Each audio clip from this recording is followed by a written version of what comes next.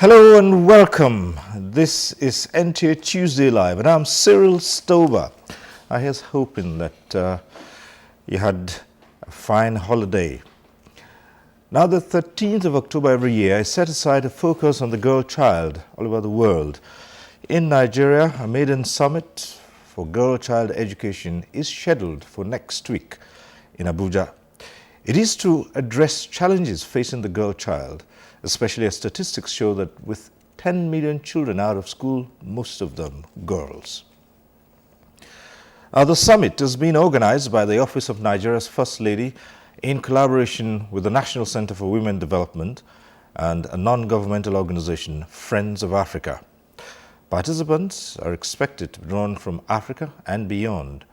Now, will this be another talk shop, or will it end up as an exemplary commitment to several issues confronting the subject matter? These are some of the issues we'll be considering tonight on NTA Tuesday Live.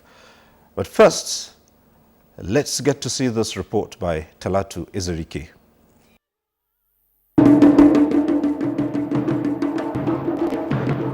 Every female under the age of 18 is a girl child. In this part of the globe, they are faced with challenges such as cultural barriers, male preferences, child parenting, psychological and physical abuse, and even limited resources to cater for their well-being for optimal development. Another major challenge for the girl child is access to education. Going by studies, in 1993, 6.9 million female pupils were in primary schools as against 8.2 million male pupils. There was a slight increase in 1995 with 8.7 million males against 7.0 million females. At the post-primary level, the story has not been different because as of 1993, there were 2.2 million male students as against 1.9 million female students. The wide gap has extended to the National Youth Service Corps, NYSC. The 1996-1997 batch had only 17,796 females as against 30,429 males. Though there have been concerted efforts that have resulted in some level of achievement, there are still limitations. Thousands of girls still indulge in hawking instead of being in school. There is continuous report of parents in certain areas deliberately declining to see the girl child through to formal education and de-empowering them. Trends that are unproductive and do not conform with the 1984 Universal Declaration of Human Rights, which states that every person has a right to education. More so, the present level of education of the girl child will determine the future of the Nigerian woman, who is a force to reckon with in nation building. It is for these reasons that the National Center for Women Development is saying things must change for the better. This it intends to upscale through its maiden Women and Girls Summit scheduled for the 13th and 14th of this month, precisely next week. The focus is reinforcing the gender for girl child education. Will these provide the desired solution or answers? What are the likely envisaged challenges and prospects from the summit? Well, that report sets the tone for tonight's discussion. Let me start off by introducing our guest to you on this program tonight. We'd like to welcome to NTA Tuesday Live Lady Onyeka Uwenu, MFR, who's Director General of the National Center for Women Development. Thanks for being here tonight. Thank you. Thank you. Let me also welcome Hajia Ramatu Bala Usman, MNI, MFR. Yes. You're welcome, yes. She's a former president of the NCWS, that's the National Council for Women's Societies. Let's say good evening to Dr. Padin Joku, Chairman of NECO. Thanks for being here, Dr. Padin Joku. Thank you and good evening. Right. And we're also joined tonight by Hawashe Karau, who is President of the Federation of Female Lawyers, FIDA. Thanks for joining us tonight. Thank you very much. Also here tonight, Dr. Munira Tugulai, Deputy Team Leader, Voices for Change. It's nice to have you join us. Thank you. Good evening, viewers at home. And let me also welcome Comfort Awunze Sakoma, who is Executive Director, We Connect International. Thanks for being here tonight. Thank you very much. It's wonderful to be here. All right, so those are our guests. And let me just say here that at the appropriate time on this program, the phone lines will be open, and that means you can get to join in the discussion in the studio. You can call in with your questions, comments, and our guests will be all too glad to take on those issues as you might raise. Let me quickly say here that if you do get through, turn down the volume of your TV. That way we'll avoid the hurlback or the echo. You can also join in the program via Twitter or send in emails. The address will be on your screen. You can send us also text messages. So once again, welcome to NTA Tuesday Live. And tonight we're looking at the education of the girl child and so many other issues, many challenges of the girl child in Nigeria today. So let's start off about this upcoming celebration of the girl child. I call it that because we're going to focus on the girl child here. So let's start off by finding out this special focus on the girl child. Lady Onyeka. Thank you very much. Already considering societal restrictions and our traditional values, the girl child is disadvantaged. Add to that the current situation in the country, and you realize that the girl child is under siege. She is buffeted by all manner of challenges. In the Northeast, we have the violence going on there. Generally in the Nigerian society, rape and physical violence on women and the girl child. In the Southeast, there are baby factories, a phenomenon that actually, it just blows the mind what's going on. You have trafficking also. Our women who actually spend a lot of money to gain entrance to a cycle of death. They trek through the Sahara. You find them in places, many of them die en route.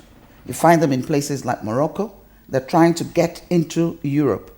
On Moroccan streets, you find them carrying their babies because they've been made to believe if you have a baby there, you would not be thrown out of the country. And you find them begging on the streets of Morocco, of course, Tunisia and all the North African countries.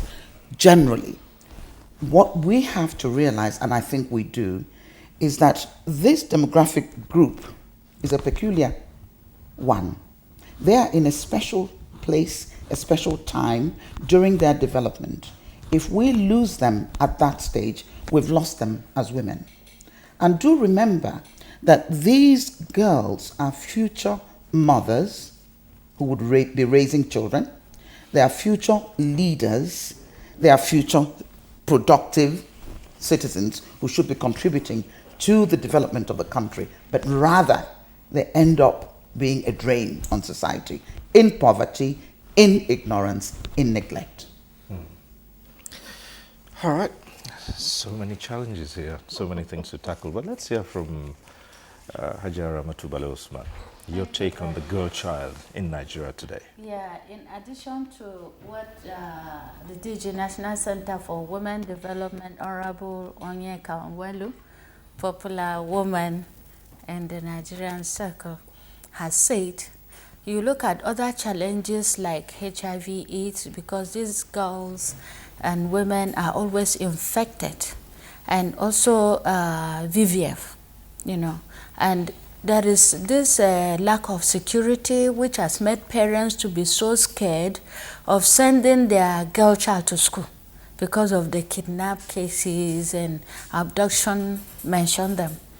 And also, if you look at still the wider community, there are some traditional practices that militate against women and the girl child, like issue of circumcision, as she mentioned earlier, rape, and denial of so many widowhood practices.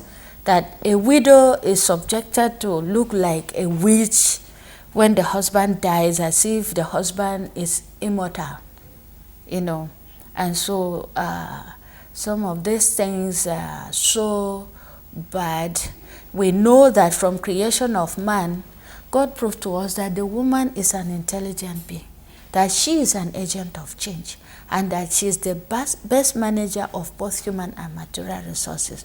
So why not give the girl child and the woman the opportunity to contribute to the development of this nation?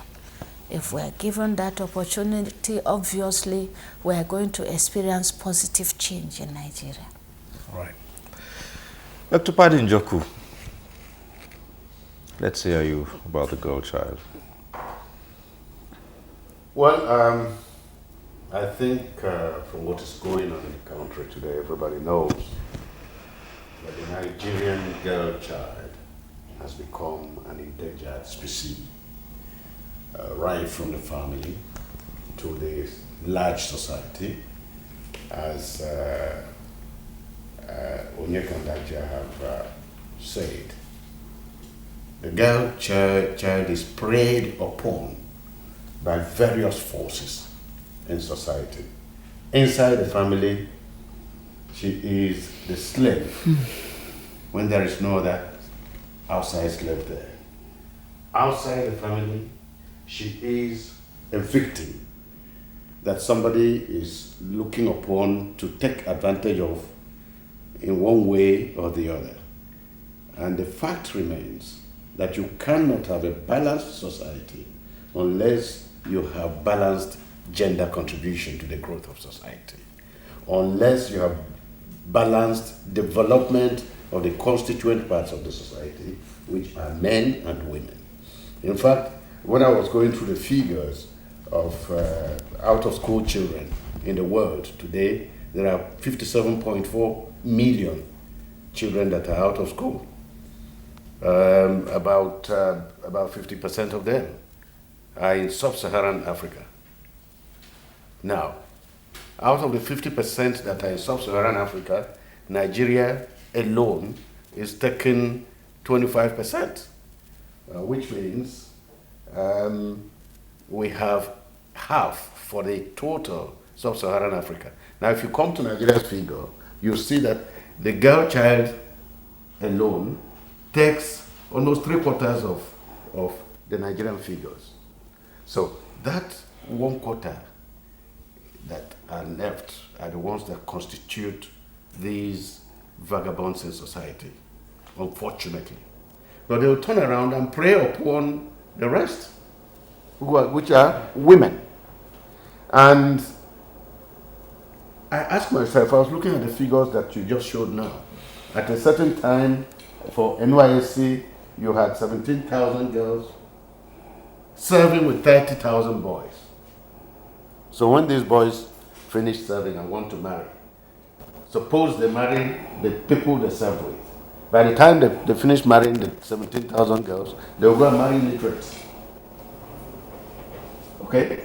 13,000 illiterates to complement themselves. So we are shortchanging ourselves if we are not talking about how to make full use of the girl child.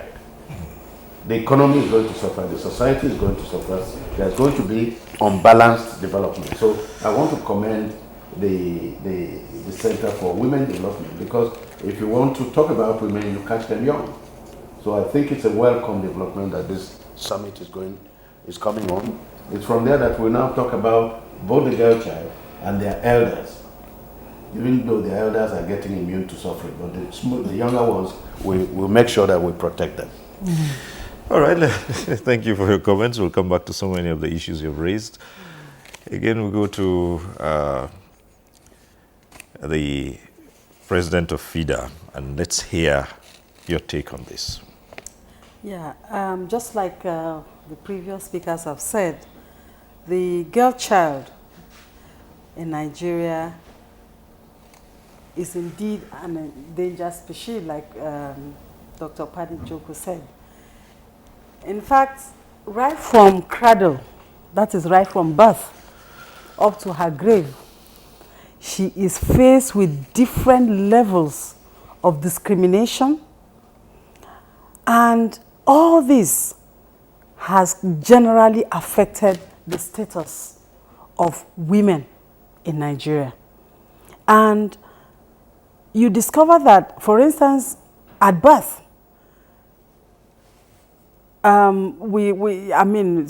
things have shown that even in traditional African families, once a daughter, a girl child is born, it doesn't, it's sad, it's a sad thing. You know, they celebrate more the birth of a male child. And then she grows, gets to the young age. At the time she is ripe to be sent to school, they look at the family resources. Because family resources are scarce, the tendency is to rather sacrifice her going to school at the expense of sending her male counterpart, that is her brother. I mean, the family would rather, you know, say, okay, it's best for us to send the male child and then keep her at home. So she is an alternative. I mean, she is seen as somebody who has to be sacrificed so that her male counterpart, that is her brother, would have opportunities of life. And like Dr. Padinjo correctly said, when we continue to do that, we are really shooting ourselves in the foot. Because these are the young girls who will grow to become mothers.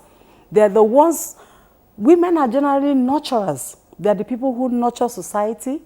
And if you want to see a progressive nation, then it has a reflection on the kind of mothers that you have.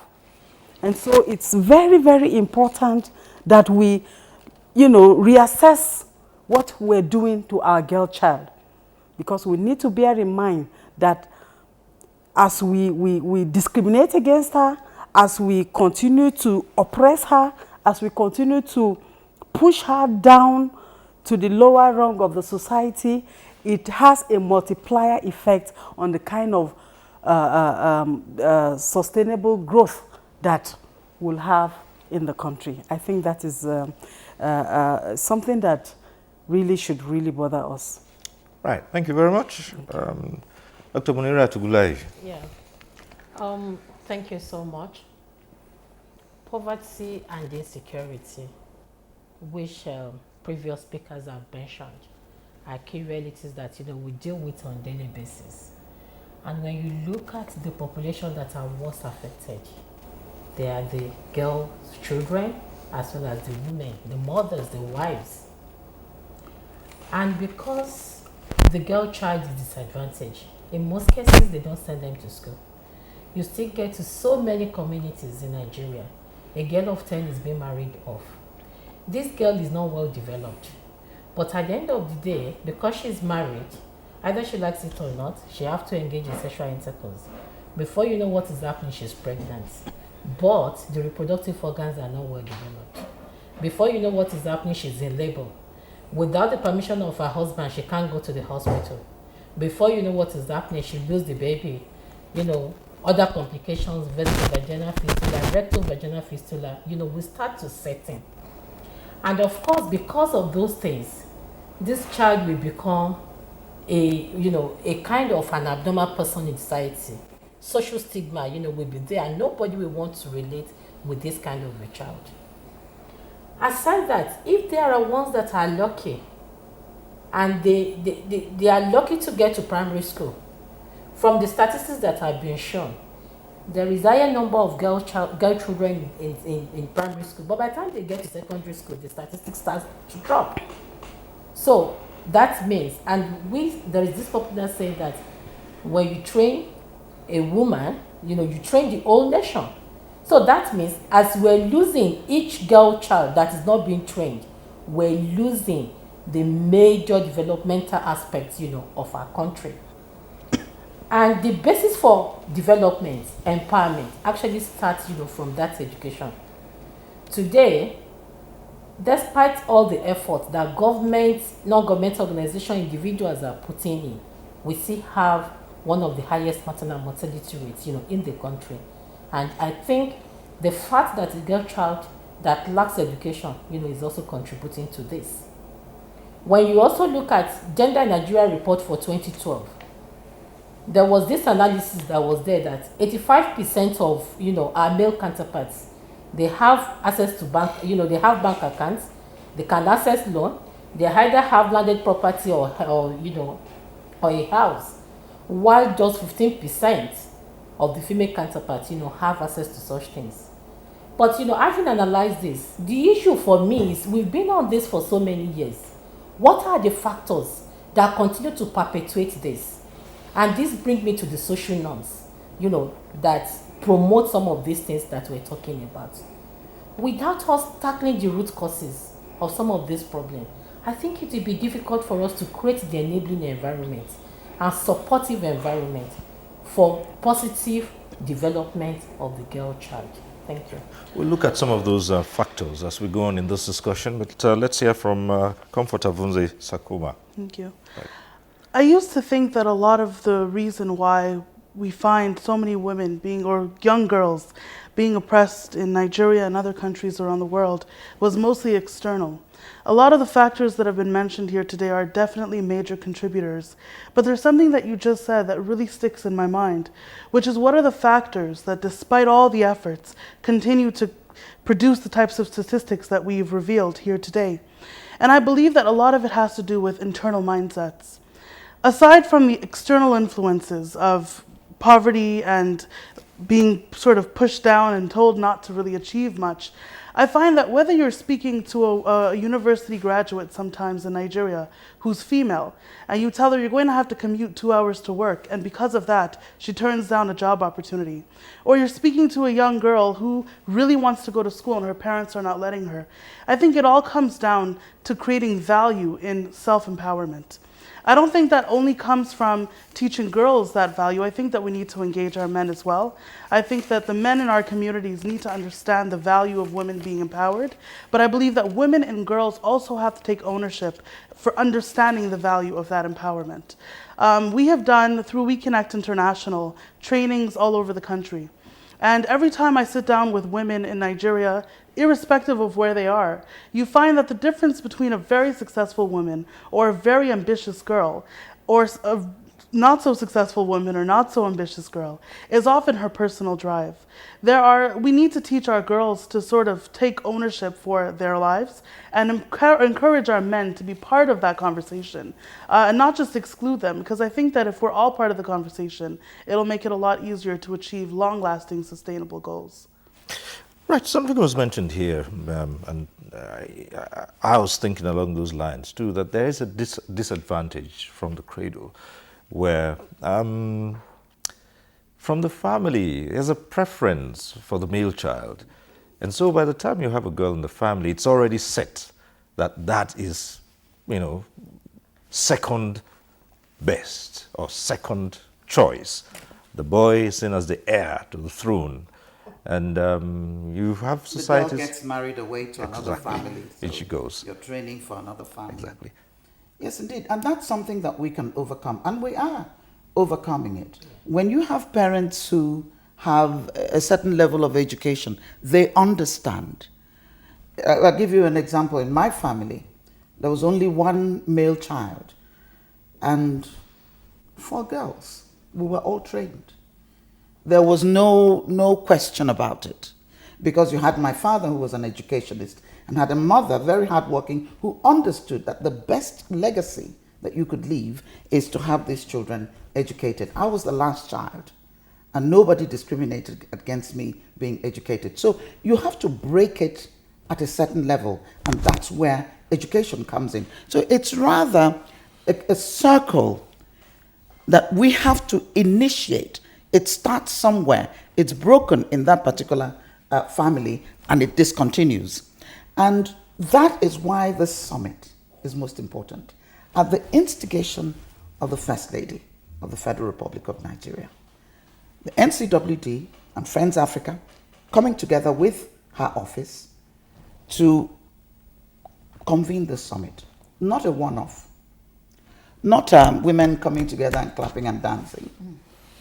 But to talk, to discuss, to bring out issues, And it's not about government being solely responsible for education. It's all of us.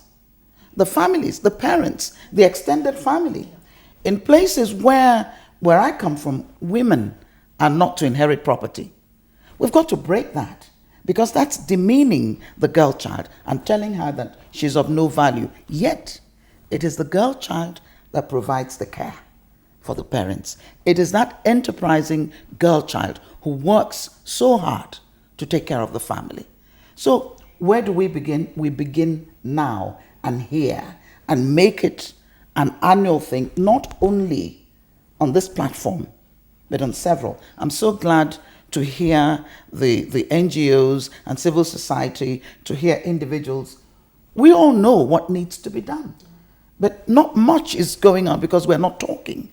We bemoan the situation about what's happening to the girl child, but we've got to realize that individually, collectively, as groups, as families, as towns, as communities, we've got to take action. And that's what the summit is about. Okay, break the chain somewhere. It's good to hear that, but you're up against certain, factors, deeply entrenched, traditions, customs, culture. Yes. Yes, you are. But a day begins a story. A day begins a story. Tradition, culture, everything is dynamic. We used to kill twins. We no longer do, because we have found that was just something that was not acceptable. Well, I'm not being pessimistic. We stopped killing twins, but now we see witches in young children, and we carry out exorcism on them. It's been happening. Indeed, and we speak up against it and put it to an end. It's cyclical. There's got to be something. It's either one thing or the other. Do we sit back and say because something else has come up, so we will not deal with it? This is what we're facing at this time in the history of Nigeria. It's a massive problem. We deal with it. Right. Hajaramatu, how do we stand against these practices, especially in traditional Nigerian settings? Thank you very much. There are some political laws that have been put in place. Thank God for this summit, which is very strategic and timely. Strategic and timely in the sense that we have never had it so good in Nigeria, women of Nigeria, somersaulting from 8% to 35% representation in governance. We are going to get rid of all these things. It is left to us mothers and daughters to have a change of heart, to treat children, these God-given children, equally. Charity begins at home. If the male child is not taught how to cook, how to clean the environment, how to fetch water or firewood, he is there like a small god. There is total discrimination. Then things will not change. Thank God for today that every parent has accepted this girl-child education in this country. And even in the north, we have these almajiri schools that the girl child in the north is able to read and write. I am telling you, very soon, early marriages will no longer be a thing of the past. Because yes, religiously, I'm a Muslim. Islam says once a girl child starts menstruation, she has reached age of maturity. But let me ask you, sir, will you be able to marry out your child at the age of 13? If you won't, why do you have to subject another person's child to slavery? So, education is the answer to all this. Intellectual empowerment. Without intellectual empowerment, whether we have the money, we know how to play politics, is useless. Because we need to be intellectually empowered to be able to manage all these situations and resources, and to have the large and stubborn hearts to face the realities of life. Dr. Padinjoku, traditional roles ascribed to the girl child, it's a common thing you find in homes. She's been prepared for her husband's house. The male child isn't being prepared to take care of his wife. Well, it's the girl child that is prepared to be a mother, to to take care of the home. And therefore, in the way we see it in our context, is subject the girl child to house chores, cooking, cleaning, and all the rest of it, while the male child sits on the throne like the DG of NCWDs. Because he sits on the throne like a helpless God. He can't help himself. You remember the creation story? God looked at Adam and said, let us make him a helpmate. Man is not able to help himself, unfortunately, without the woman. And so, you must realize that this person is a special creature of God to help man. And of course, if you want to subject your children to just doing domestic chores and not going to school, and you are going to marry them out, it means you are going to marry them out to illiterates. Because no highly literate man will want to come and take your daughter who is illiterate. So, the best way to marry them out well is to educate them in the first place. However, I'm happy that education is simmering in, is coming in. Imagine what it could have been if I was sitting here alone now with you, Cyril, without these highly educated ladies flanking me discussing this matter. Or if I had 5 hard-faced men here now discussing this issue. So it gradually is coming. What we are going to do, which we must do, is advocacy at the level of the family, first and foremost. At the level of the community you are talking about, community has to realize that the community of today is a community that uses electricity, that uses television, that uses telephones. It's not the community of 2,000 years ago, 3,000 years ago. So the realities have to change. We must educate families, we must educate communities, we must educate even our religious organizations. Ajay talked about the Muslim laws. They were set in those days when those children didn't have to go to university. Today, the universities abound.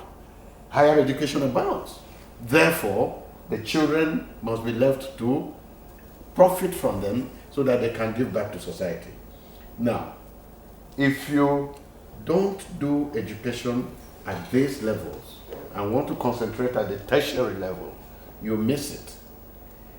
The poor man who has 10 children, 7 girls, and 3 boys should know that he risks being the father of a first lady by educating 7 girls, more than being the father of a head of state by educating only 3 boys. There are more chances that his 7 girls can marry out and become first ladies here and there than his 3 boys can become governors. In fact, the 3 boys are in one state. The only one can become. I like that. And if one starts disturbing the brother that he wants to take it for him, he can even kill his brother the way politics is going today. But the girls will go to diverse places. So God, in his infinite wisdom, created these special people to be helpmates to men, and we must realize it. And Onyeka was talking about his own family. I mean, our own family. Mine, I have an interesting experience. I have 2 boys, 2 girls. The boys are more or less rivals. If I keep my cap, they will go and be measuring on their head because they want to be like me overnight. It's the girls who come and take care of me. Daddy, I'm not eating. Daddy, food is ready. Daddy, please come. And then we try to inculcate this in the boys. But knowing their nature, when those boys grow up eventually, they want to outdo you. So they are not as caring as the girls. Unfortunately, that's their nature. Even when the girls are married away, they are the ones who look back to say, my mommy is sick. Let me take her to my own home. Not the boys. Daddy is sick, something must be done. The boys are in a hurry to meet up with societal challenges. Right. Okay, the phone lines are already open. We have our first caller tonight. Akpan from Uyo. Go ahead. Yes, good evening. Good evening. Yeah, please, I like to let you know that I enjoy the contribution, but I want to put it across to you that the issue of women and men are very issues of sentimental, and that in our modern days now, we have realized that both women and men are equal in rating, and that women are looking for an opportunity politically to achieve more status than even men.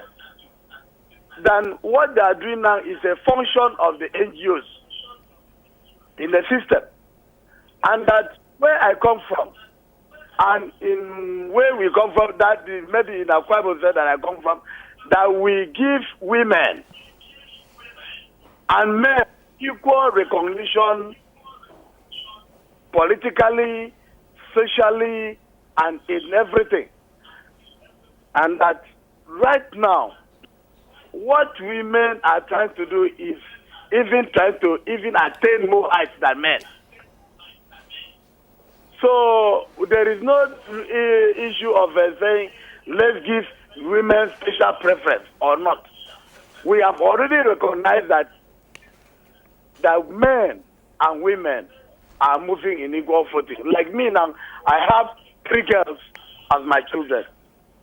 My first daughter, my second daughter, and my third daughter, they are female. And I have my 4th son and my 2nd son, they are males. And I have decided to give them even more proper treatment than even the men. So what women are doing now, they are looking for a way to override men in the society. All right. It is a function of the NGOs looking for what to do for themselves. But as far as the society is concerned, we have given everybody, men and women, equal opportunity to thrive. All right, Akpan. They sit the same examination in class. They go through the same process in the entry university. Okay, Akpan, let's see how our guests here respond to what you have just raised now, that the whole thing is about the women trying to override, as you say in your own words, the men.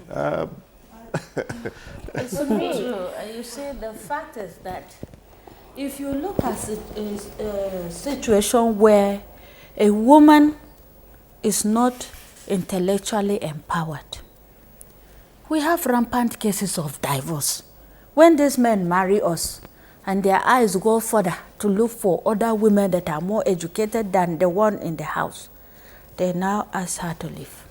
If a woman is able to assist her husband in the house, she does not need to give him money.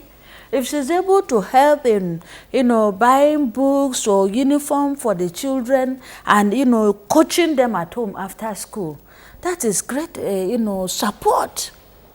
God knows that the men cannot live without us, and we cannot live without the men. I believe that idea of women trying to overtake or override the men is not true. It is a man who is not so sure of himself that will begin to feel that way. Thank God for the administration that we have now that has recognized the worth of women. This administration has done more than any in the past to encourage women, and thank God, because if you look at the political scene, how many women are in the House? How many women are in the Senate? These are the people who make the laws. If you had enough women in the Senate and in the House, they will ensure that the laws are passed that will protect the girl child. But that's not happening. Yeah, I wanted to actually talk about some of the legal issues. Right. Yes, that's exactly where we're going to. But let's get the reaction first to to Akpan's last statement. I actually disagree completely. And the reason why I disagree is the fact that even though we have maybe increasing number of women that are educated today, they do not have the opportunity that so many men had. On the program where I, work as deputy team leader, the Voices for Change program, we conducted a study in 24 institutions, post-secondary institutions, consisting of university, polytechnics, colleges of education. And out of these 24 institutions, only 2 have their president as female, president of the student union government or whatever we want to call it. And they got there by chance, not by choice. But one funny thing was that when we were carrying out the study and we asked the female students, why are you not contesting for this position? They themselves were telling us that it's meant for the men. So that the reason why I said the other time that there are certain underlying social norms that are even preventing women or the girl child from exhibiting her full potential. They told us that, look, it's meant for the male students. Why do you want to become the president of the student union government? Until, when we interrogated further, that was when they were like, oh, okay. Some said that the head of the institution said they cannot work with a female student as president of student union government. These are all societal attitudes, right, which we need to change. So the main reason why I disagree with him completely, that maybe the women are overriding. We are not competing with the men. We see the men as our allies. Without you, we cannot get there. But we also want the men to see us that way. So that, the resources that we're talking about, the opportunities will be equitable. Okay, let's quickly take this call from Edu, and then we'll come to you, still on the reaction to Akpan's last statement. But let's get this call through, I believe, from Edu. Yeah, good evening. Yes, good evening. Yeah, I'm Dr. Tumba Williams from Edo State. Yes. Yeah, I really want to appreciate Oyeka Owenu. Oyeka Owenu, for you, all over Nigeria, we adore you. In fact, we worship you because of your past records. One love, put us together, whatever. But I want to sincerely advise. You see, I've heard seminar or no seminar, whatever. Election is coming very close. Now, the other day we heard of money in South Africa, another one against South Africa. Let nobody use you or use anybody to siphon little money. Okay. What I'm saying, your record is very clean. Please, we love you. Okay. I can remember I was a DJ then when you were a musician. You schooled at University of Usuka, am I correct? Yes. Myself, Modimina and Co. were with you sometimes some donkey years ago. Please, let no seminars come to temper our national money for any seminar for now. Okay. But I appreciate you. You are fighting for the women. And the women have gotten enough to share, Okay. Let me talk to this gentleman. Okay. All right. It's unfortunate that you're even veering in this direction. What is political about talking about the education of the girl child, of lifting her up, of saving her from the challenges that she's facing? If it is political, well, so be it. I am political. That I want this country to be a better place, that we want this country to be a better place for the girl child, that we want to stop the baby factories, that we want to stop the trafficking of girls, that we want more girls in school, just as most parents want the best for their children. Let me tell you, I'm even going to be more political, because I think that that's what Nigerians want, a better society. So what is there to be used? Use me all you want. If it is going to improve the life of a child out there, I'm available to be used. All right. Okay, still, let's return to Akpan and his last statements. Women are trying to override the men. You were going to respond to that. I think that this summit is not about recognizing that women or girls are equal. It's asking the question, how has that translated to action? What has happened as a result of this realization that women and girls should be treated as equals?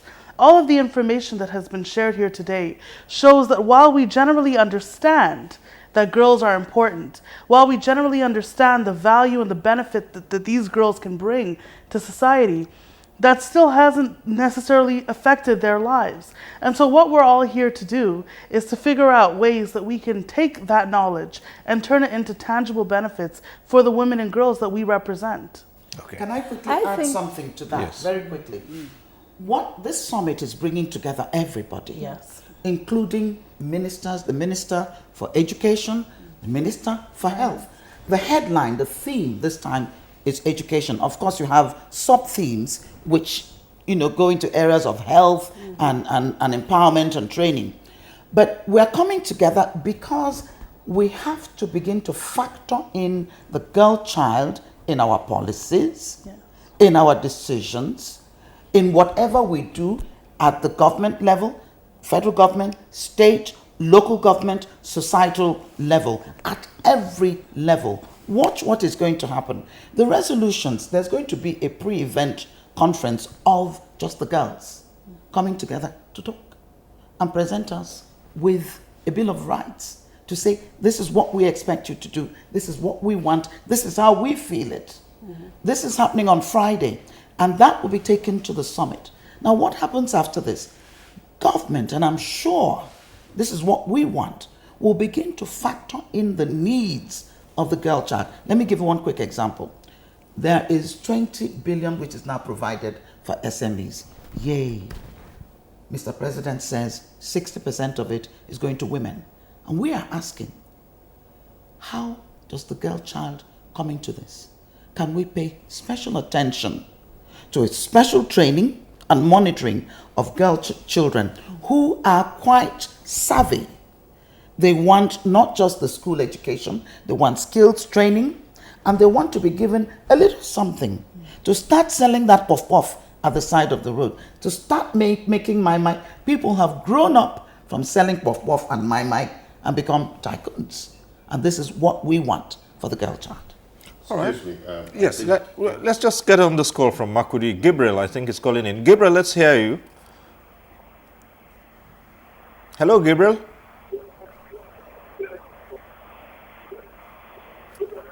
Do we still? Yes. Good evening. Good evening. Yeah. I really love the discussion because for somebody like me, it's my dream that one day a woman, we should have a woman president in Nigeria. And my dream also is that in my state I should have a woman governor because I trust the capability of our sisters and our mothers. They are capable and they are efficient. But the activities of the women organizations fighting for the women for, to me, sometimes is too elitist. The women have not been too discriminated. In other spheres, where women face a lot of discrimination, women on their own fight without women organizations and come out and men support them. If a woman come out on her own, men like me are ready to support her, even with my own legal resources, to come out to win. In India, with all the cultural discrimination against women, we know how Indira Gandhi booted all that and came out. We knew how Golda Meir scuttled all that and came out in Israel.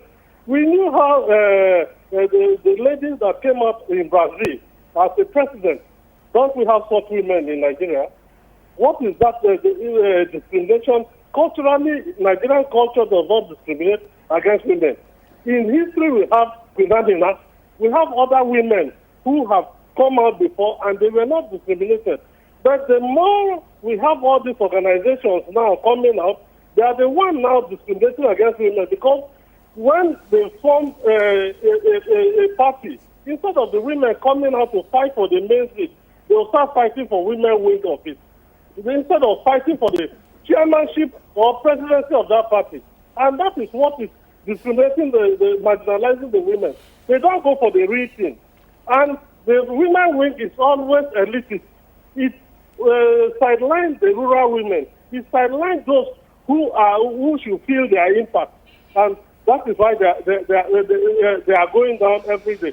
Those who are holding position now, they don't have connection to the majority of women. Let a woman come out, bulldoze her way and come out, and see if the men folk will not support her. Thank you. Okay, Gabriel, thank you. Yes, I wanted to reassure Aban. yes.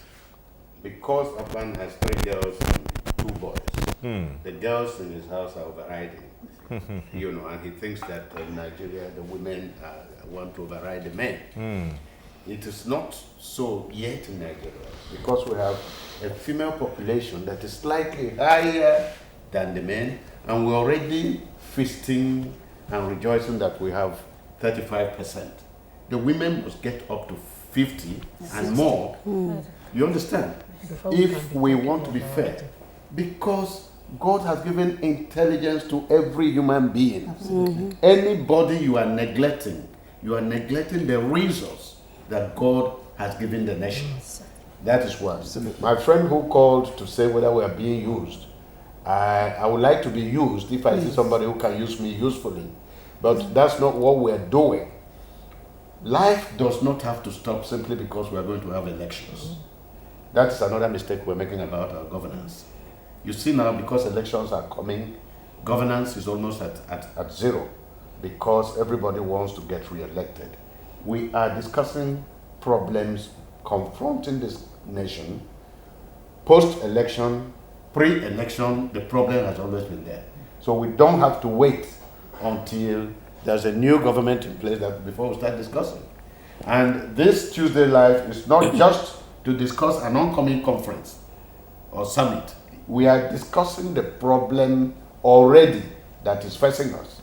And we are saying, after discussing it here, it will still be further discussed at a larger forum. So please feel free to participate. Nobody's going to use you.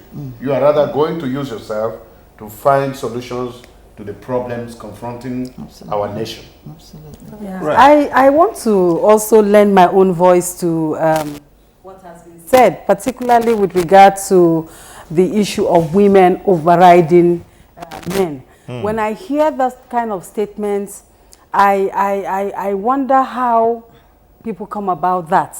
Because when you look at it, considering that we have about almost 70% of Nigerians living below poverty lines, and of those 70%, more than half are women. And so you wonder, is it this percentage of women who are living below poverty lines that are trying to override their men? I think for me, it takes an I don't know what word to use, but it takes a man who is not confident of himself to be, to feel threatened by any woman. Because we need to appreciate that God made man, God made the woman. And we all have our individual roles and responsibilities that God has given. And we're there to complement each other. We shouldn't look at it as if it's a competitive, venture we're in. We all come with our, unique, traits that which we bring to bear and add on to the, progress of the nation. I think that is. All right. Let's hear from Michael, who's calling in as well. Michael, hello, Michael. Hello. Hello, Michael. Hello. Yes, I can hear you. Yes, go ahead. All right, thank you, Cyril. I am happy for the topic you people are discussing this evening. In the first place, I want to react to the man who called from Edo State.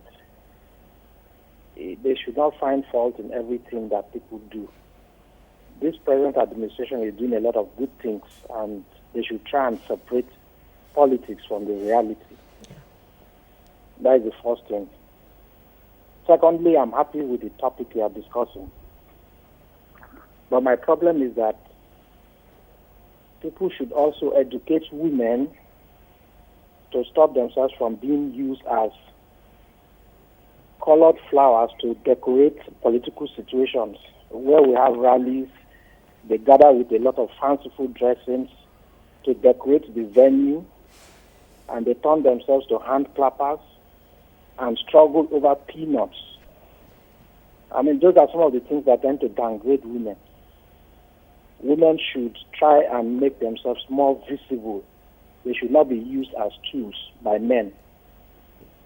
Because when you look at some of the political gatherings, and you see the way women left their husbands and their children to go and gather because of peanuts, it tends to degrade their level as human beings.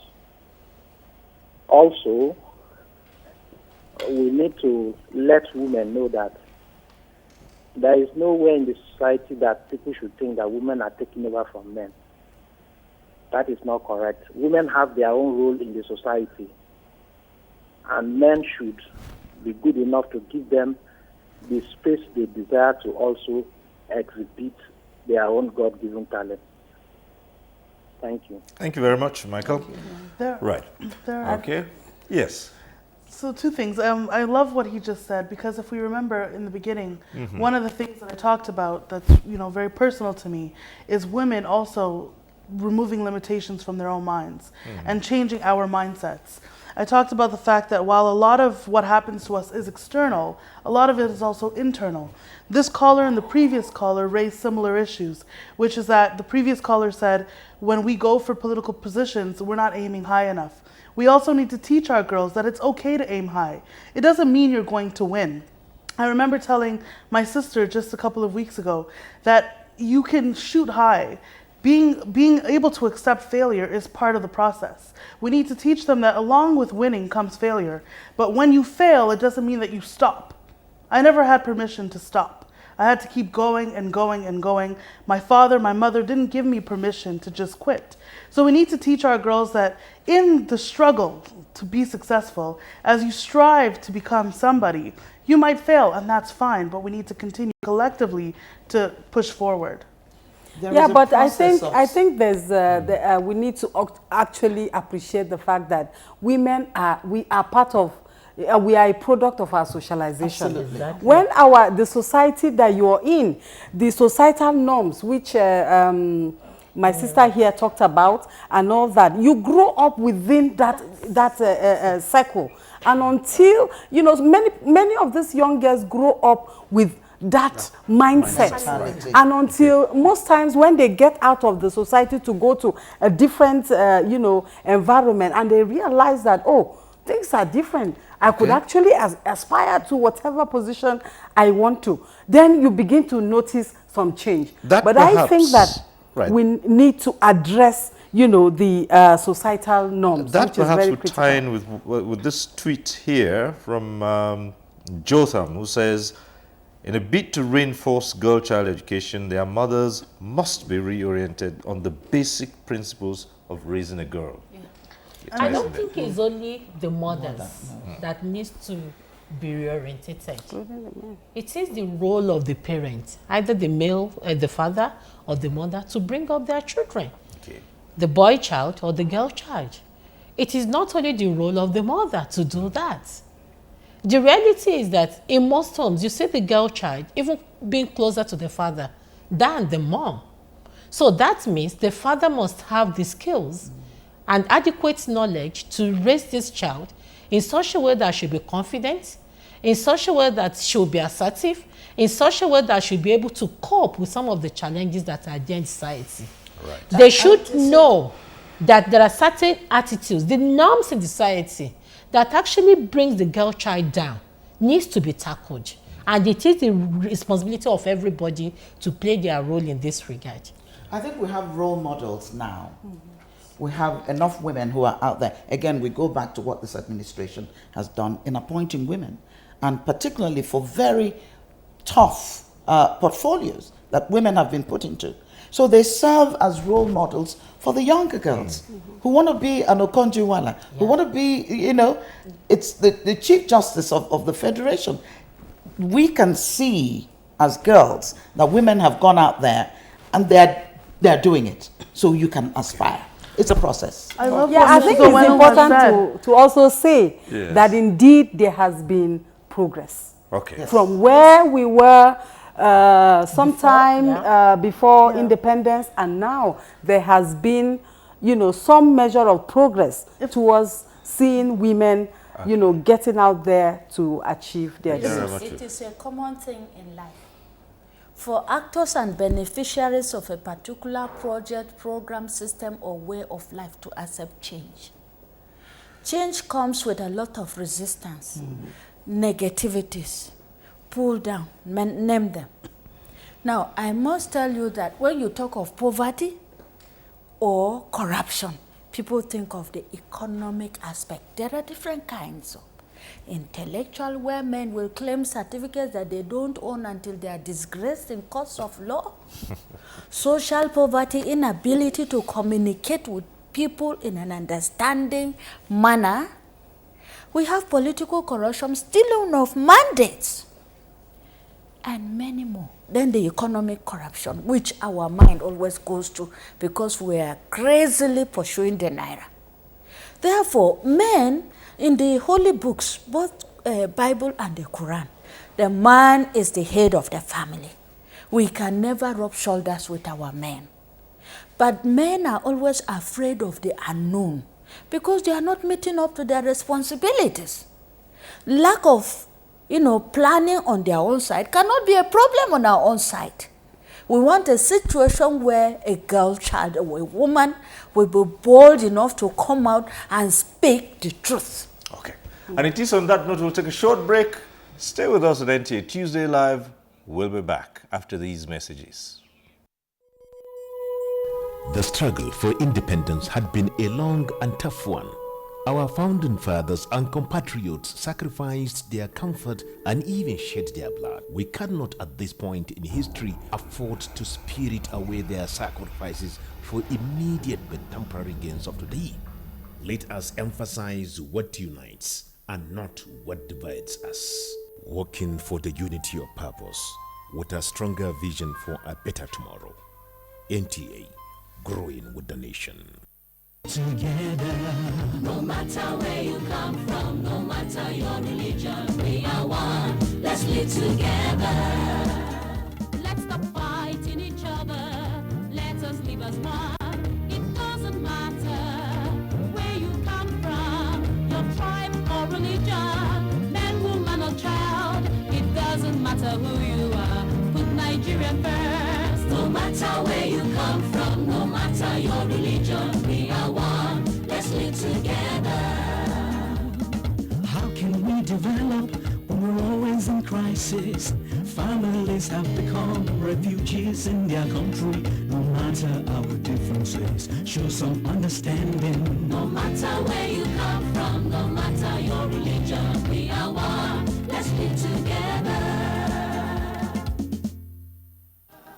Nigeria, the only country we can train with remarkable potentials to excel. Let us believe in ourselves and change our attitude for the sake of our country and generations unborn. Let us revive our cultural values, which are our essence as a nation. Let us renew the spirit of patriotism and hope in our dear country. Do not take or give bribe. Be punctual always. No more African time. We can't expect to be global citizens and operate on African time. Join the queue. Insist that people are attended to on a first-come basis, no matter who they are or where they come from. Nigeria, good people, great nation.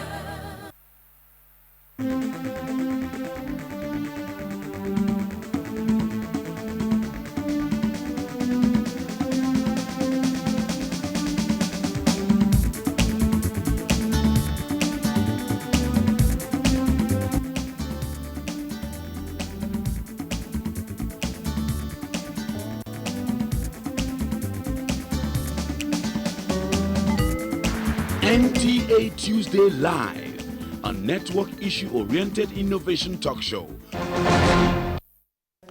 Thanks for staying with us. We start off this segment with a couple of tweets that have come in here. This one, it says, is Sam Joss from Joss. And it says, families vary. My dad is a soldier and my mom a mere trader. But we are all treated equally in my family. 2 boys and 6 girls. Good. And we have Saint Oibo Chijoke. And he sent in this, he says, greetings to Auntie Onyeka. Tell her to continue the good works she's doing. The Lord is her strength. Amen. All right. But we have a Biomi who says, if it happens that a woman is Nigeria's president, it will be hard for them to be submissive to their husbands. Well, again, another one of those. But let's look at the law. Does it really protect the girl child? FIDA President. Yeah, the legal framework that we have, to be sincere, we still have some challenges with some of the laws. For instance, you recall sometime, was it last year, I think, when the National Assembly was making the process of reviewing the Constitution, and there was a hue and cry about Section 29 4B that said a married woman is deemed to be an adult, you know, for the purpose of changing her citizenship and all that. And the women groups all made so much noise to say this is tacitly approving child marriage. And of course, what transpired with the legislators, I think every Because there are Nigerian, not enough women there. yes, every Nigerian is privy to all that. You know, that is the kind of, I mean, in our constitution, until it is amended, it is still there, being practiced. Another, let me give you another example of those kind of laws that, you know, really do not promote gender equality. Section 55 of our penal code says a man can chastise his wife in order to correct her. Chastise her to the point of, short of causing her grievous bodily harm. So that tells you that so long as a woman is married, she is like equated to a child who can be chastised and corrected, corrected for doing wrong. Meanwhile, who chastises the man? Nobody. And you know, these are all some of the laws that are fueling the domestic violence and gender-based violence that we're seeing in our country today. Now, talking about the issue of the social norms and all that, we have the common law, which was handed to us by our colonial masters. I think one basic principle of allowing a customary law to be practiced is the fact that it has to be subjected through the natural justice test. That is, for any custom and tradition that is not against natural justice, equity, and good conscience. And it is on the basis of that that the Supreme Court and other courts have condemned some of the customs, particularly the custom that, prohibits women from inheriting. I think we have a huge success in that area. But at the same time, you find people, even if the law is even clear, you go to the communities, they are still practicing that. It's going to in take fact, time. some of the women will say, I don't want to be the one that will take my in-laws to the court. And Okay. so it continues to perpetuate some of these, customs. We have Umar on the line calling in from Gombe. Umar, go ahead.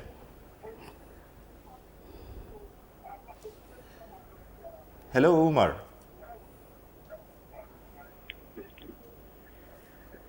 Yeah, good evening, sir. Good evening. Good evening. Good evening. Hey, hello. Good Hello, evening. we can hear you. Go ahead. Good evening, Cyril. Good evening. Go ahead, Umar. Good evening. Well, I wanted to chip off something, and you never mind my language. Evening, yeah. So what I wanted to chip in is people have been saying that a woman ride on a man whatsoever, which is not so. Definitely, is the orientation that a woman has from her husband that will now give. There is no life of a woman that doesn't. A man did not be added on her. So I think they are working hand on hand. The issue here is just about understanding in between the man and the woman. So there is a lot of misconception and at times commotion in the family that you may see that most of the problem comes from a man.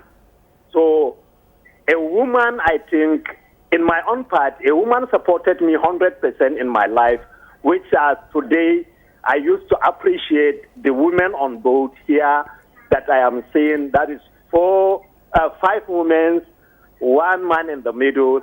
I think they are doing well. Okay. And I will advise them to continue All right. to do the good work that they have been doing. And I wanted to ask the prayers that a woman today, if she may become a president in Nigeria, Yes. I think we should have a better place to live.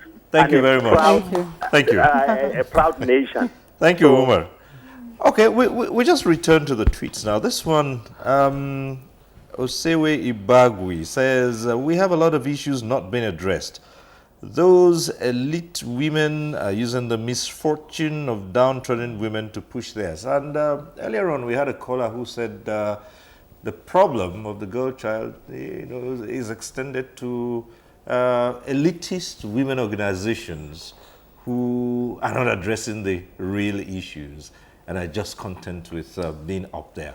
Can we look at Poor that? girl in the village who has nothing is appreciative of the fact that this is being talked about. That we are saying to government, policies which have been set up ought to factor in the girl child. When she comes into a place where she can be brought in and trained and empowered, she is not against the elitist people that brought it all on. She's actually grateful for that. So this is a non-argument as far as I'm concerned. The important thing is this something that is vital to our development? Is this something we can come together and discuss and do something about? Change policies, improve policies, the synergy between the community, the society, the church, the family, the government, it's all got to come together. Just this quick one, because it's I just don't want to lose this one. It says, Quickie, it says, thank you for the insights from your discussion. Women limit themselves. How come they're not calling in to contribute? All the callers we've had so far are men. I just want to, talk about this, the previous tweet about the elitist women shortchanging the, for me, I don't think I think it's a non-starter. First and foremost, look at the gender that has been in governance in all these years. It's been men. And some of the, underdevelopment and the corruption and what have you that we have been seeing in this country, I mean, the proportion of it is done by men. Can I tell you why women are not calling in? Fine, there's one calling now. Becky, I believe. They just heard that. Did you say Becky? Oh, Yes, I thought Becky we had a from Becky George. on the line. I was going to say, good. So Becky the women from are George. beginning to call in now. Hello, Becky. Hello. Hello. This is Becky from Jos. Okay, fine. Go ahead. Yeah, I want to use this opportunity to appreciate my mother, Oyenka. Yes, I want to encourage you. I like the way you sing your songs with encouragement and confidence. Yeah, and I also want to contribute in respect to the legal framework. I personally have problem with the language of the Constitution. 1999 Constitution and 2011 Constitution. Yes, I just noticed that the language of the Constitution is not gender neutral. Yes, the Constitution only use the masculine pronoun he. The Constitution does not use the feminine pronoun she. And so I'm speaking to the FIDA president. Please, something should be done about that. Okay. All right. Possibly an amendment. Okay. So that it will reflect both female and male. Noted. All right. Thank you. And it was in our recommendation. And quickly, this one, well, this young man, I believe, is not too comfortable with what we're discussing. He says, it's always a girl child this, a girl child that. No one cares about the vulnerable boy child. This is Sylvester. Okay. Sylvester, we are worried about the out-of-school boys, also mainly in the southeast, who spend their time hawking instead of developing their intelligence. When we talk about education, education is going to reach everybody. We are not going to select only the girls and send to school. What we are saying is that everybody should now have access to education. So that is going to protect you and the boy child. Why we are talking about the girl child is because all along, from historic societies, the emphasis has been on boys. When you were born, the family rejoiced more about your birth than they rejoiced about that of your sister. So this is why we are saying now, everybody created by God and born of woman has something tangible to contribute to society, and we should make sure that this something is properly developed and harnessed. So it's not as if we are discriminating against the boys. Don't mind me sitting with 5 ladies. Okay. It's not out of discrimination. It's because we want to concentrate today on the girl child, knowing that what is good for the girl child is good for the boy child. Yeah, Okay. that's right. We have Abiola calling in from Ibadan. Abiola, go ahead.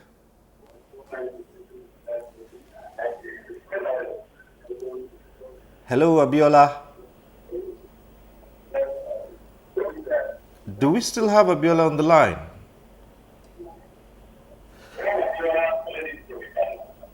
Okay, I guess we might just have to go on.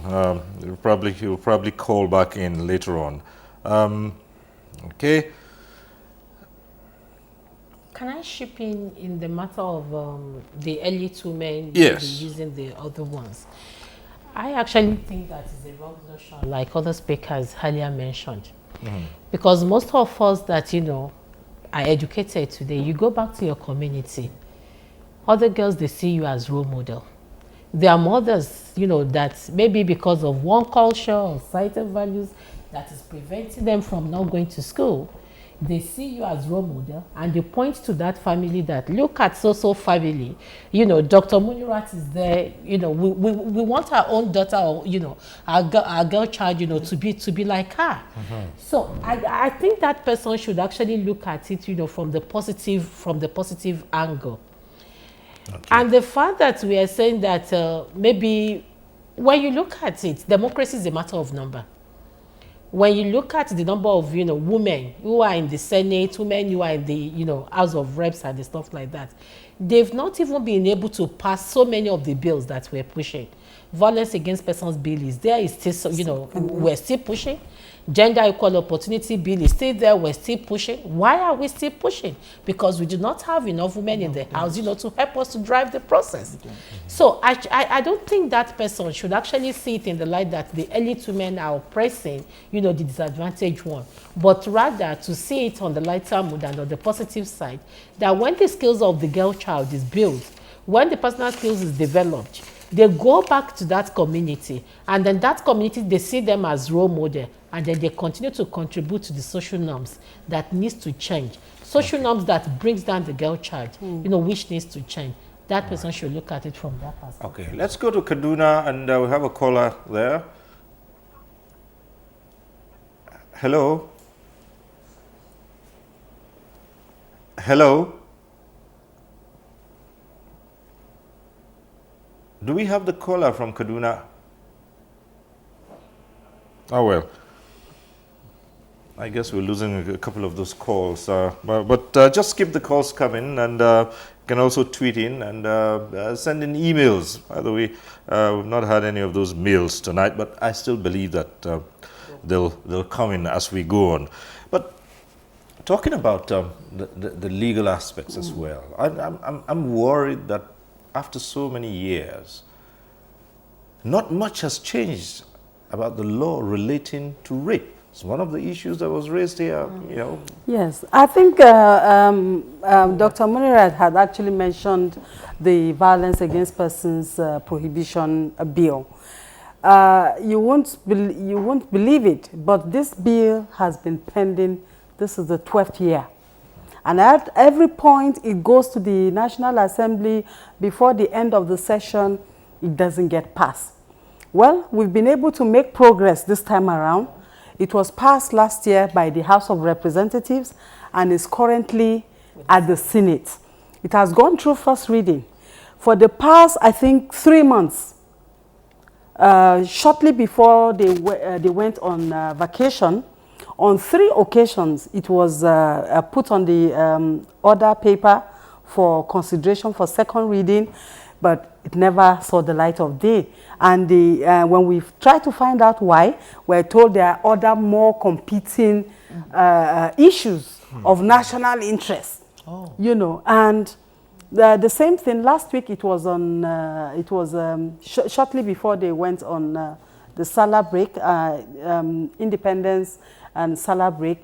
It was listed for second hearing. It didn't see the light of day. You know, and on a daily basis, we read about cases of sexual assault, rape against the girl child, babies, 8 months old, 3-year-old, 7-year, 80-year-old women. You know, it is on the increase. And this is a bill that would address not just violence against women, including men. Okay. Because, I mean, it is already, many have said that indeed men are also victims of violence by women.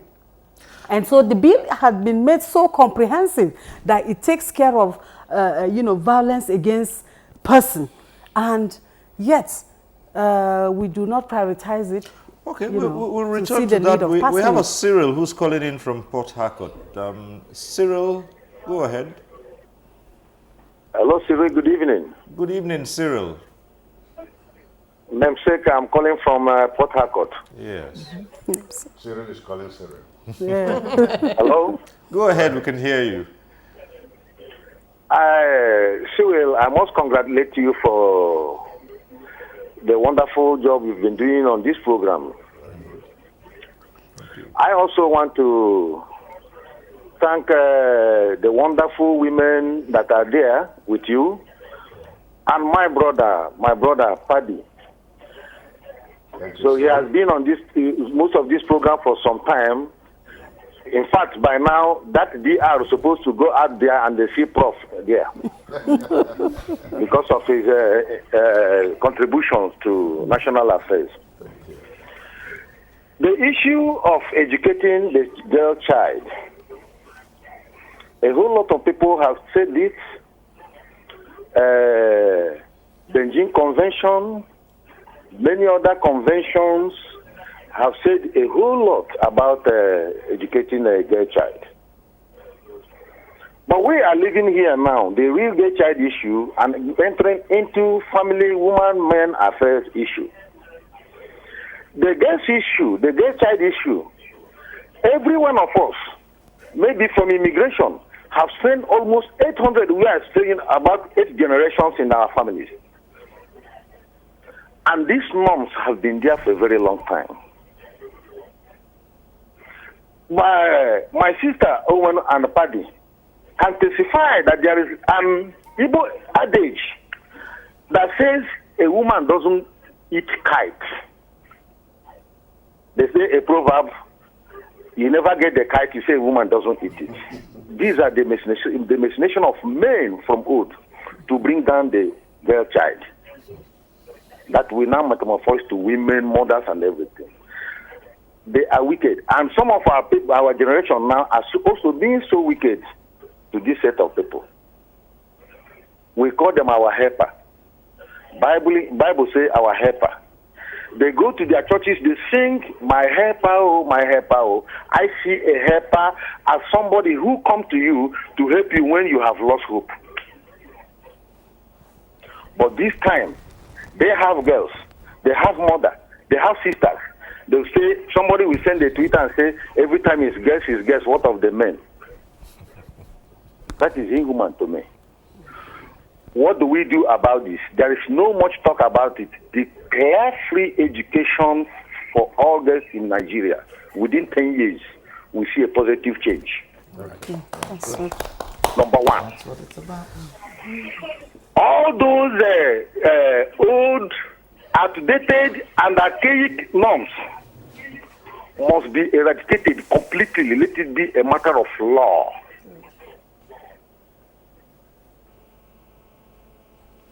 All those societal norms, old age-long norms, all those things will just fizz away. How can somebody say in a national television and tweet that women should not be used to do politics?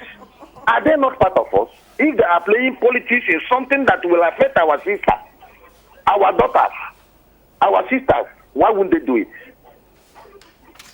So please, if you people can move further than this, write to government to make this in a point of law.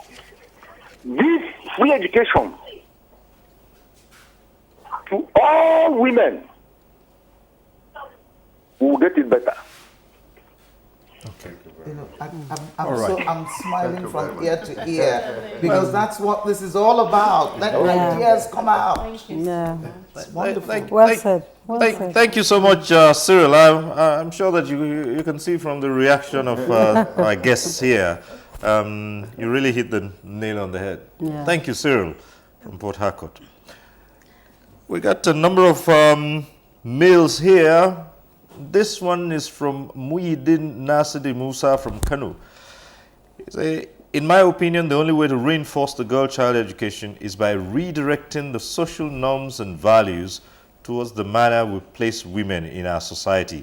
This can be done by giving them a chance to exhibit their initiatives, capabilities, and potentialities. That's a good one.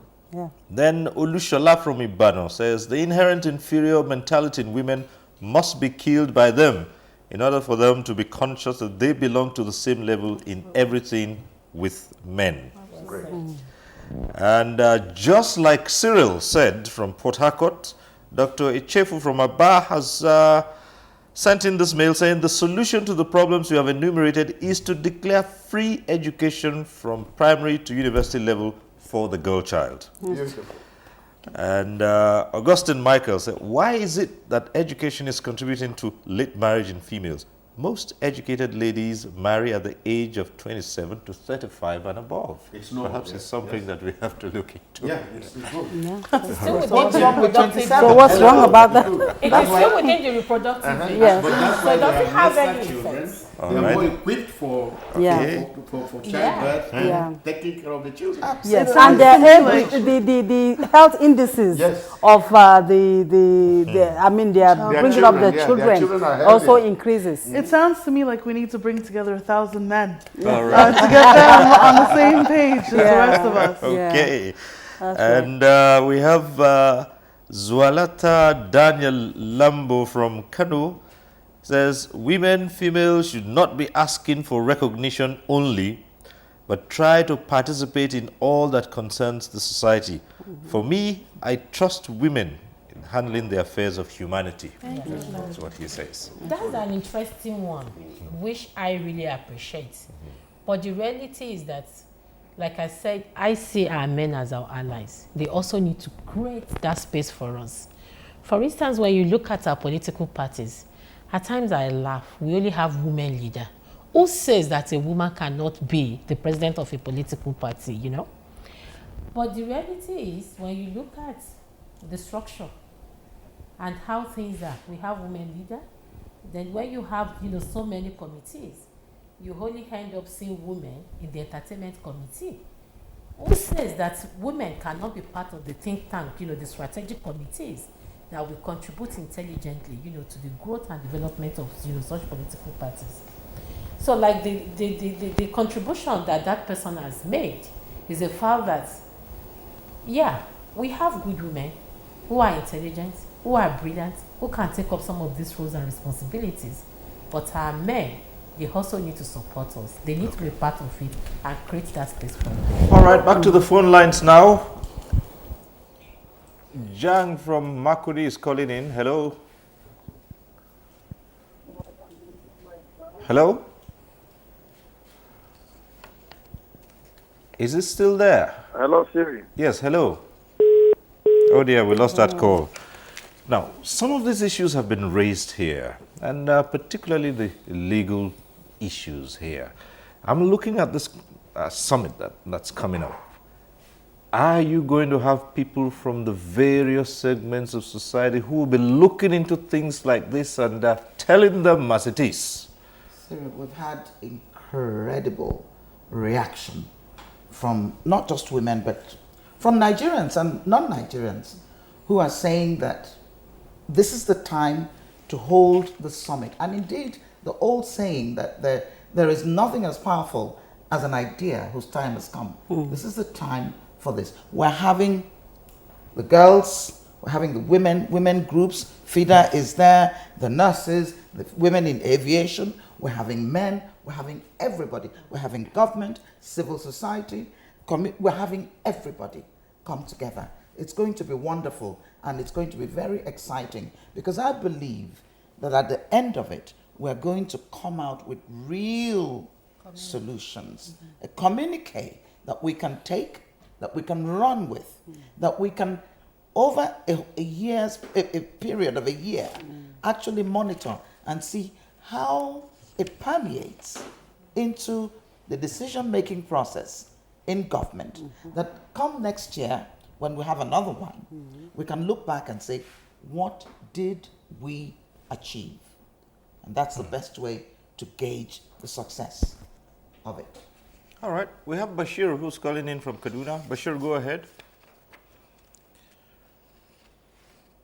Hello? Hello. Hello? Hello, we can hear you. Go My ahead. name is Mubarak Bashir Ali and I'm calling from Kaduna State. Yes, go on. What I want to contribute to the program is that about the issue of policies. I think there should be a long-term policies for this kind of programs because most administrations that come and go tend to change these policies. And when these policies are changed, all what these policies come with tend to be abolished with them. So the issue of changing these policies from administration to administration tends to hinder the smooth going of this process. That's number one. Number two, about the issue of Section 58 of the Penal Code. I think what should be done about that issue is that there should be the section should go further to explain the methods that should be used in chastising the women, so that the judges themselves will not use it to abuse the power. Thank you very much. All right, thank you. Well, you heard the man. Yeah, policies are dynamic and they are subject to change. Okay. So that it will, go a long way with the changes within the society. So that is not anything new, except if we want to remain stagnant as we were. Now I have this mail that's interesting. It's on the other side too. It's from James Maisie.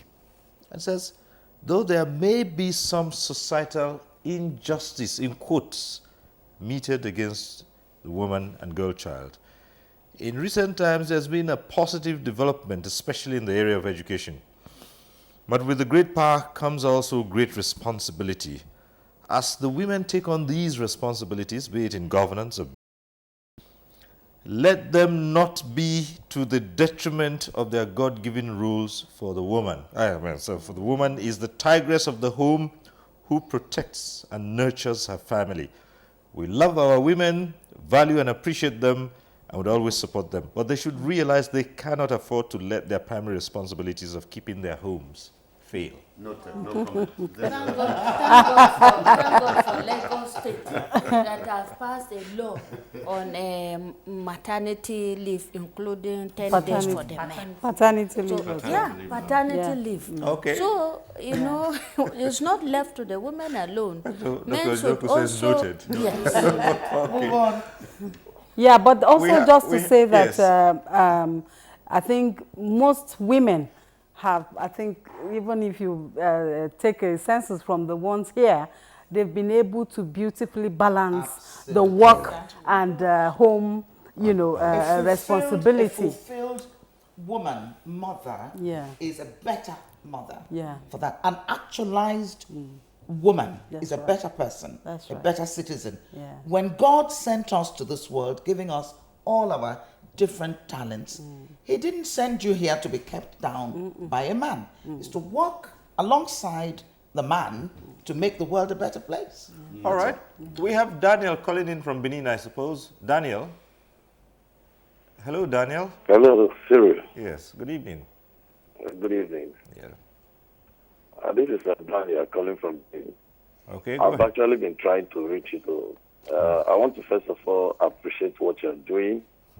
I've always been a regular watcher of your Tuesday Live, though most of the times my line has not been going through to speak with you.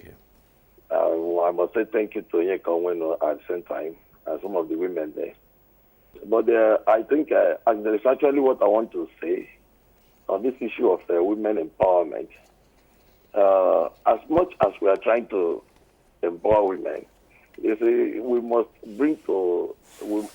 bring this thing clear. We must draw a very clear line between a mother, maybe, or the upbringing of children, and this issue of and the women empowerment or child education. When we talk about girl child education, I think that is very, very well defined and very acceptable. But when we are talking about political empowerment, like the slogan is going, even in the remote villages, women want to go into politics, this and this. Why some of them, their husband is not in politics, and they want to go into politics? I get somehow nervous about it. But when it comes about girls' child education, that is ideal. I am an advocate of girls' child going to school and all those are issues of girls' empowerment.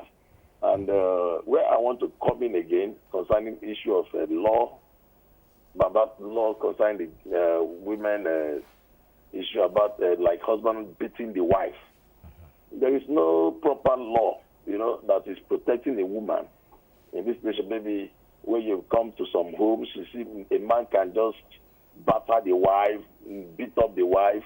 And even sometimes when the woman runs back to the family still say, bring the lady back to the man and say, sorry, don't mind her. We are sorry for her running back home. It is not good. We just saw like what I'm seeing, one guy in America, this sports guy, that beat the girlfriend on the road, and he was suspended, and he was even jailed. Now he's going through jail sentence. But in Nigeria, nothing like that. You see, a man can just beat the wife and go free. Even if you go to police station to report, the police will still say it's a family. They will go and settle it and all those kind of stuff. It's not good. And many women are losing their life. Many children are not, they are bringing up wild family. Children that have a very wicked spirit because of the way the father is treating the mother. And there are some girls that are growing up in that kind of environment, seeing the way the father is battling the mother. Some of them grow up to become, to hate men. And the final at the end, they will not know, there is no kind of man that will come their way that they will truly fall in love with that man. So if there is a law that will protect the woman at home from this issue of men beating their wife and all those stuff, I think that would be very, very good so that people can easily report.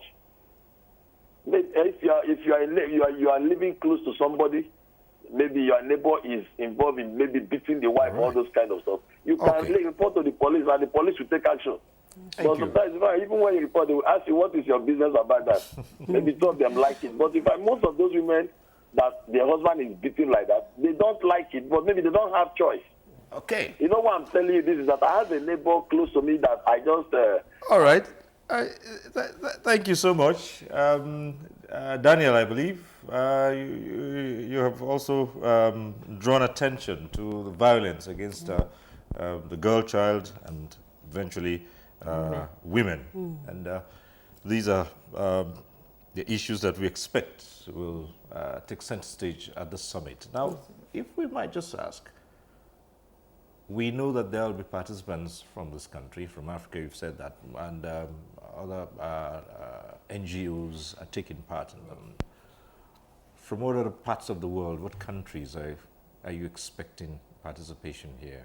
There's participation from the UK, participation from the US, from Canada. People have registered online, and we are expecting them.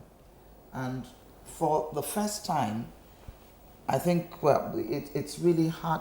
It's heartwarming, the response that we have got. This is the first time that we're having it, so I can well imagine that next year that it's going to be even bigger. And it's not just this forum. There would be several others. That we're doing this does not mean that someone else cannot organize another one. The person who is idealizing the situation in America, I want to correct you that it's still bad there. There's still a lot of violence. So Nigeria, the process is ongoing. By talking, by being on this show, by having other discussions going on, it's improving. The police now, when there's a rape case, they know how to treat it, unlike before, when they'll say, you caused it, go away. Okay. I'm glad you just talked about this being a continuous process, and it just doesn't have to be with this summit that's going on, because Mustafa Sadiq has tweeted in here, says, I'm an advocate of girl-child education. I believe girls and boys are equal, not the same. But he goes on to say, any platform in Katsina, I want to help in my own way. It means some people would like to buy into this that you're holding on. It's not going to be a one-off thing, as you say. No. How do you intend to carry? States can pick up and hold it at the state level, at the local government level. One of the situations that we find very bothersome in the National Center for Women Development, we've had this discussion in management, the fate of the girls in refugee camps. We are very concerned, because she is exposed to so much. And one of the things that we want to do, we want to see come out of this, are specific programs that are targeting those girls. Now, as we discuss this, we cannot forget for one moment the insurgency in parts of Nigeria today, and we can see the reality of that situation in the deprivation of the freedom and even of the education of girls in those parts, in those areas where it's going on. This summit will look beyond just the issue of the girl child in places like Abuja and all that. I'm talking about in those places that are under siege. When we talk about the girl child, we're talking about the girl child all over Nigeria. There are specific challenges in specific places. Like I said, the violence in the northeast, the baby factories in the southeast, the trafficking, the prostitution. There are so many sides to it. You cannot isolate one type of girl child in one part of the country. It's all over. They have challenges. And every year you take a theme and you look at the different dimensions of it and sub-themes. Yeah. It's just an ongoing discussion that we're And having if I can add to that, I mean, Mrs. Owenu said something that's very important, which is that this is a global phenomenon. It's not just Nigeria. No. I remember on December 10th, 1989, 10 engineering students at in a university in Canada were shot just because they were women in engineering. Wherever you go, anywhere in the world, women are subject to violence. But what I always tell myself is no society with a large number of empowered women ever got there with the permission of men.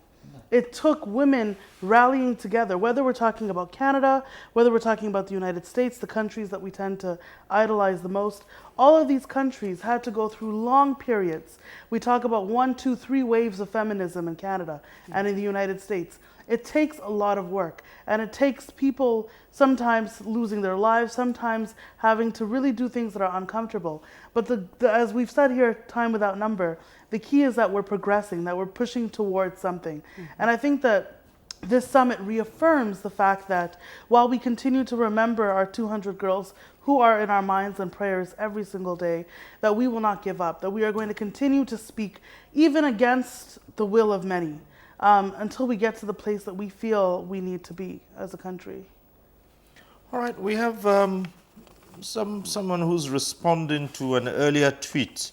Someone who had tweeted in to say that the women are elitist, the organizations are elitist, and his response to that is to say, he says, in response to the tweet on elite women, if these elite women don't do something, who will? Is it those disadvantaged women? That's his response to someone who had tweeted in. In line with his own observation, I say that impression is quite wrong.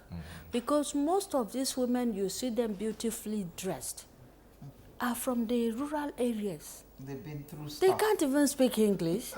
You understand? So every organization is representing a group of people. And once the program is over, they go back to have meeting with their own, members of the organization down to the grassroots level. And let me add that when you see the so-called elite women, they are women who have been through life, who have been through things. We were once girl children. I was a girl child during the Nigerian Civil War. I know what it felt like. So when we are addressing issues of women who are visited with violence in the Northeast, I know what it feels like. Been there, done that. I can speak about it from inside. So please do not disregard the so-called elite women. They did not just spring up as elite women. They went through poverty. They went through the rural area. They went through with determination. And it is this very determination and the ability not to apologize for who you are and for being created a woman, to strive to actualize and give something to society. That's what our girl children are going to be watching and learning and aspiring to. One of the contributors said that some women join politics without the approval of their men. I want him to know that every human being created by God Almighty is a politician. Only that some are more vocal than others. And I believe that we have God's inherent gifts individually in us. So if the woman is gifted in the political aspect of life, will she go and hide it because the husband is not in politics? Okay. Oh, well, as we round off, we take this one from Patrick O'Day. And he says, is it not possible for the federal government to fashion new policies or laws that would certainly give sufficient protection to the girl child in Nigeria, especially in the areas of indiscriminate raping of girls, deprivation of girls from inheriting property, the cancellation of early girl-child marriage. Moreover, again, this thing about free education comes up. Moreover, can't the federal government give compulsory free education to all Nigerian girls, at least up to secondary school level? These are the issues. I think the 2014 National Conference document has taken care of that. Right. And I'm glad Mr. President on the 1st of October did mention that he's going to make use of that document. You were in that and conference. Yes, and I was in the social sector committee that covered gender issues and also education of the girl child, health issues of the women and girl child, and also housing and insurance issues that are, as it affects women. So let me add, Cyril, there's been a lot of glamour about law, do this law, do that law. I think we need more of values reorientation. Exactly. That people, that are inculcated in people than laws that we need to interpret and be forced to obey. There's no law, for example, that says you shouldn't swallow somebody. But you know that values prohibit that, so you don't behave like a rat or a snake going to swallow another person.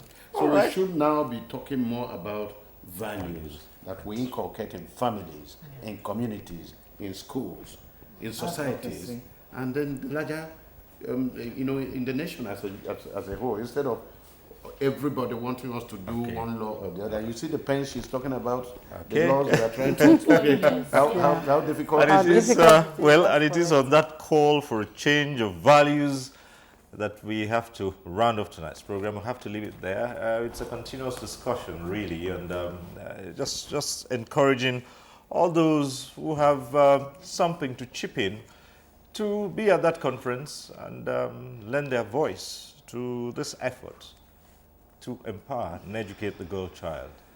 And for now, we'd like to say thank you very much to Lady Onyeka Owedu. Thank you for being here. Cyril. Always a pleasure. Thank you. And to Hajia Rabutu Obala Osman, we say thank you. You're welcome. Dr. Paddy Njoku, you and I have been awake most Tuesday nights. Right. It's always a delight to have you join me in this nocturnal business. I say thank you. Yeah. And we say thank you very much to Hawashi Karo. Thank you for coming. Thank you. And Dr. Monira Tugunlai, we say thank you for being here. Thank you so much for the opportunity. And a big thank you also to Comfort Vunze Sakuma. Thank you for coming. Thank you for the opportunity. Right, and so to all of you who joined us on this program, those who stayed up, called in, tweeted in, and sent in emails, we say thank you for being part of this program. Next week, we'll reach you again on NTA Tuesday Live. I'm Cyril Stober. Bye for now.